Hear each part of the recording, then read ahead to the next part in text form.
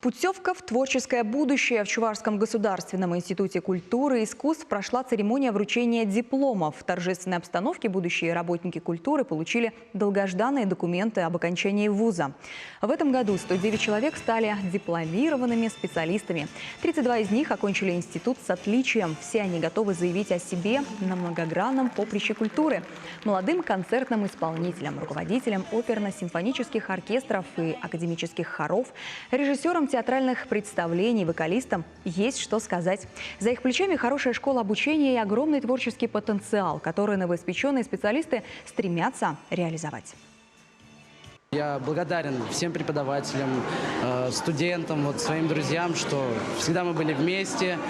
Благодарен за то, что меня здесь раскрыли полностью. Может, я слегка был зажат, но я очень горд тому, что обучаюсь здесь, и то, что закончил этот институт, и то, что буду дальше продвигаться в сфере культуры. И когда-то, наверное, еще сюда в институт приеду уже в какой-то должности или, не знаю, каким-то артистом или с Министерства культуры. Выступающие не раз подчеркивали, что выпускники вуза – это культурная элита Чувашии. В республике создаются все условия для развития талантов. Современные законодательные инициативы, подкрепленные финансово, создают надежный фундамент для успешной карьеры, заявила депутат Госдумы Алена Аршинова. Во-первых, мы успели до конца созыва принять закон о том, что возможно второе бесплатное высшее образование именно в творческой профессии.